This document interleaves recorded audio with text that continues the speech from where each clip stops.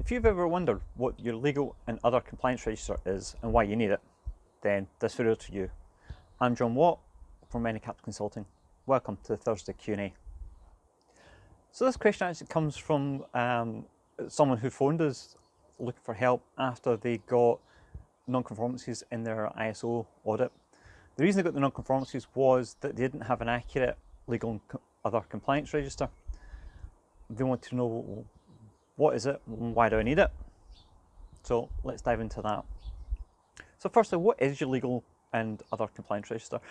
Think about it as a list of laws and guidelines and acts and all that sort of stuff that you have to meet to be in business. So it might be a Health and Safety at Work Act, it could be an Employee Relations Act, it could be New Zealand, it's the ACC Act, amongst many. And so you'll have a register of those things that you have to comply with to be in business.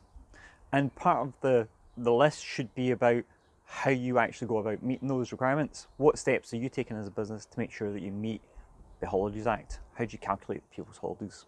That sort of stuff. You'll have a process for doing that. The other part of this list is going to be guidelines or industry standards that you have to meet. Your ISO system, for instance, should be in there, and your quality manual or your ISO 27001 manual will be in there as your methods for meeting it. The purpose of this register is to make sure that you as a business are considering all of these things when you're making decisions about what you're doing with your products, what you're doing with your people, what you're doing with your business, and how you meet your various standards. So you have to take them into account when you're making decisions about everything you do. If you're not aware of what you should be considering, then how do you know you're making the right decisions?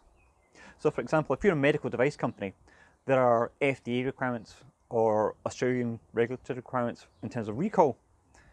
Depending on the market you're in, you have different recall requirements for them. So you need to know which markets you're in, what legal requirements there are for those, and they're going to be listed on your legal and other requirements register.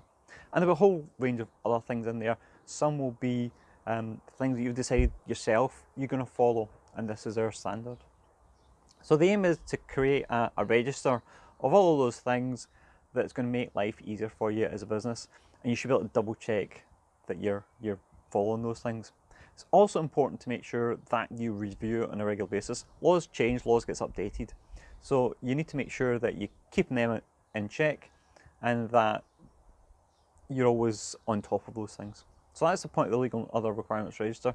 Why it comes out in the audit, it's one of those things. It's one of those things that's in the context of the organisation. It helps define where you work and what things you have to comply with. So it falls under those categories, and that's why the auditor is looking for it. So I hope that was useful. As always, love to hear your questions. Stick them in the comments below or add them to our website. Look forward to hearing from you. And as always, let's keep improving. Thanks.